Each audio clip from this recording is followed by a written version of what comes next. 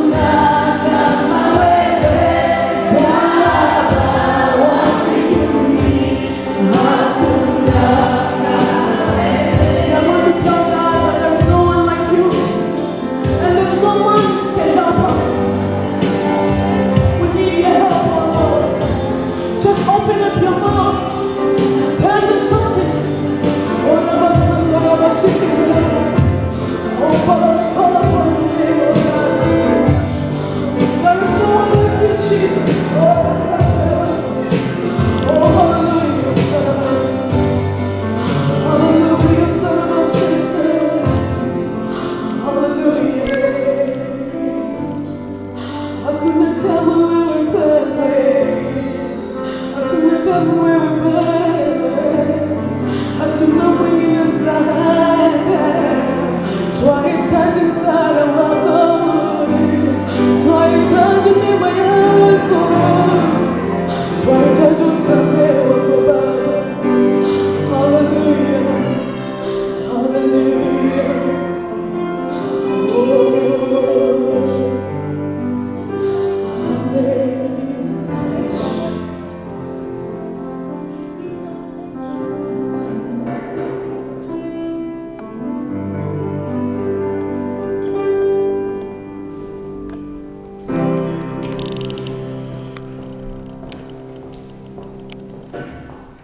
Thank you so much. You can now all sit.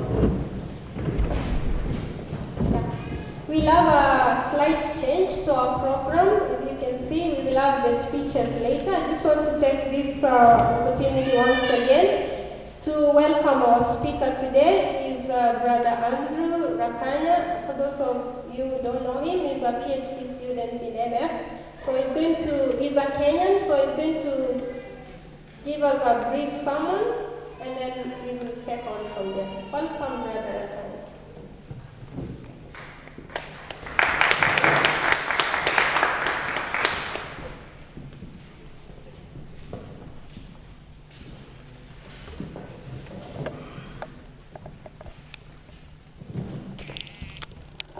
Praise be to God. Yeah, as you have heard, my name is Andrew Ratanya Mukaria. I'm a Kenyan, a born-again Christian who is in walk with Christ Jesus. And as you have heard, I'm a PhD student at MF. But the most important thing that makes me feel happy today is to know that we are Kenyans and other people who wish us well, united here today in solidarity to pray for our nation Kenya and to pray for the peace in the world. That's the most important thing, and that's what makes me happy today. I'm a minister with Methodist Church in Kenya, but when I'm here in Oslo, I worship with St. Edmund's Anglican Church. When Brother Paul asked me to share the ones today with you, well, there were a lot of things which unoccupied me, but I did not escape because I feel this an opportunity for us all as Kenya to reflect not only what God has done into our life, but also to call upon His name, to be with us this trying moment in our midst, and give us hope and peace, encouragement, and build us up again. I want to read again a certain verse in the book of Lamentation. We read chapter 3, verse 22. It is of the Lord mercies that we are not consumed, because His compassion fails not. I'll repeat it again. It is of Lord's mercies that we are not consumed, because His compassion fails not. Let us pray. Father, Lord God, in Jesus' name, it is because of your mercy and compassion that we are not consumed. It is because of your mercies and compassion that we are alive today, to come here in your holy place, so that we may worship you in adoration in our hearts, so that we may magnify and glorify your holy name, because your name liveth forever and ever. Amen. We pray that Jesus, you shall be in our midst today, to speak to each and every one of us, to build us again, to restore the walls that are fallen, to give us hope again in our life to live and to see the day of tomorrow. Christ, we welcome you in our midst, and the Holy Spirit of God, we welcome you to work in our hearts. And as we speak to you, Lord Jesus Christ, you make our ears soft to hear the word, and also to have a conversation with you when you speak to us. Bless us all. For in Jesus' name we pray and believe. Amen. Amen. When I was thinking about the word of today, I feel the book of Lamentation is the best book for us to share. And I give the theme of my sermon, or the sermon of today, a lament of our own. And before I share the word of today, or I share the meaning of these words today, let me give you a little bit of tradition and how this scripture can apply into our life. Lamentation, as you know, was written by Jeremiah, who is well known in theological circles as the weeping prophet. And a lament is a song or a poem recited for someone who had just passed away. In the song, it usually emphasizes the good qualities of the departed and the tragedy or loss felt by those mourning their dead. Lamentation is Jeremiah's sorrowful song and the poem over the tragic death of the city of Jerusalem and the nation of Judah. He was weeping over what used to be to what now is not. It was the painful result of nation and city diminished, which was being experienced by the people that he writes about. Jeremiah uses the form of this female lament to also convey the feeling of sadness and loss being experienced by the survivor of the invasion. An invasion that Jeremiah had warned the people concerning, saying, if you don't change your ways, God is going to let your enemies come and destroy you. In a burst of vivid image, the prophet gives us a description of his afflictions. He was mocked and laughed at by his fellow countrymen. They didn't believe him. This filled him with bitterness. This is why he mentioned in this reading we have read the bitter herbs at God, the most bitter tasting plant in that time of Judah.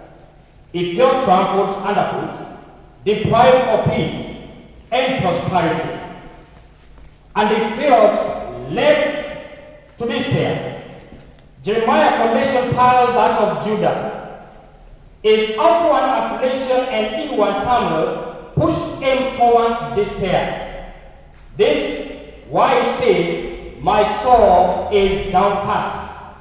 One thought he called to mind crowded out the hopelessness that threatened to overwhelm him.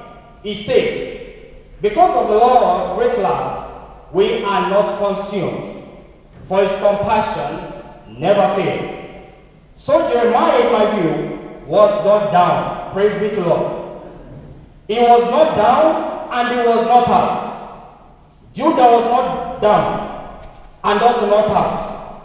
God was punishing Judah for her sin, but he had not utterly rejected her as his covenant people.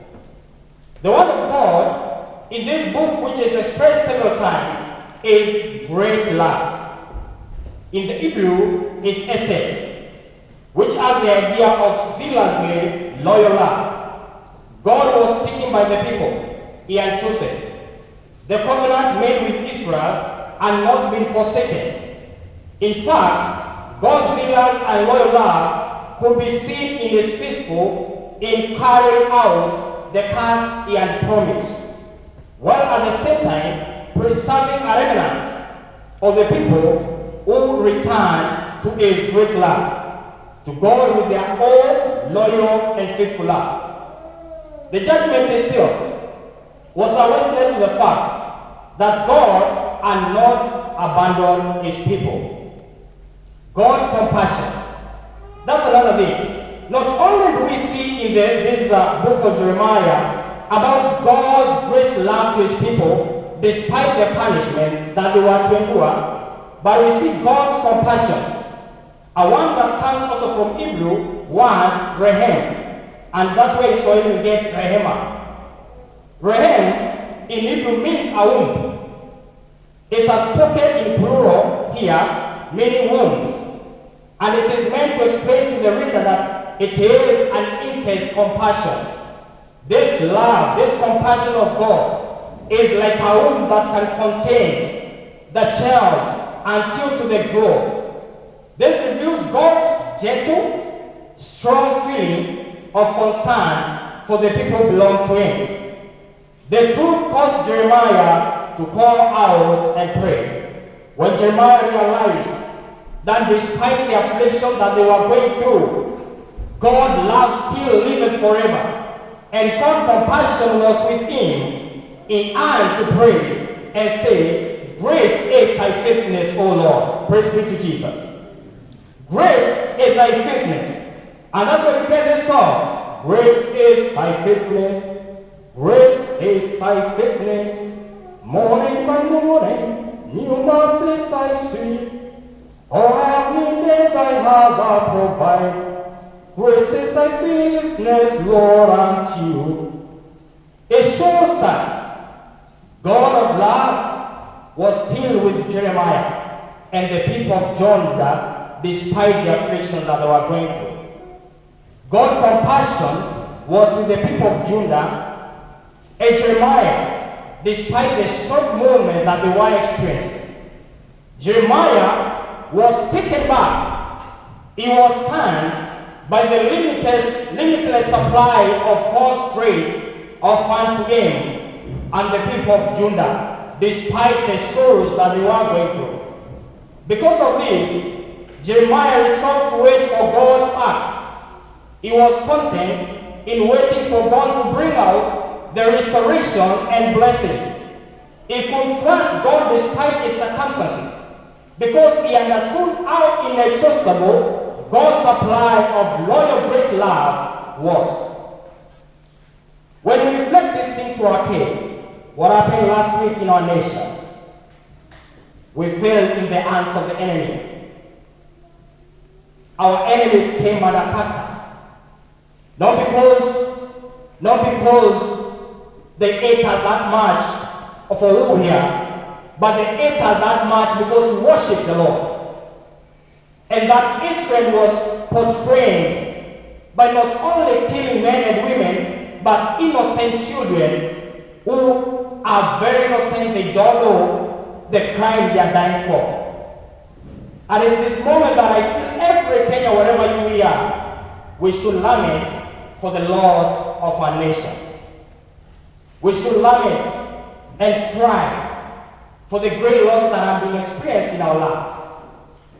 We should cry because this is the most terrible tragedy among others ever to happen in our nation that we can remember. But as we lament, there are two things that we should recognize in the book we have read of Jeremiah. First, we must realize it's through testing that our faith is generated. Praise be to God. It's through this testing that Kenyans have come together in solidarity. As we all know, sometimes in our land we have been divided, not only of many other things, but because of a little thing that happened not only from our politicians, but that results from us for little differences that we hold to enjoy. Our tribal differences. But at this moment of trial, when our faith has been tested, we have come together as our Kenyans in sacrifice of hope. And when I mean sacrifices, is when this attack came upon us, not only did our people die as a form of sacrifice, but as well, there are some people who went ahead to not only to give their blood, but to give all what they had. This reminded me of the children of Israel. That blood is the main key covenant that people could give out, not only to the children of Israel, but also within our context, African context. People could share covenant by giving out blood.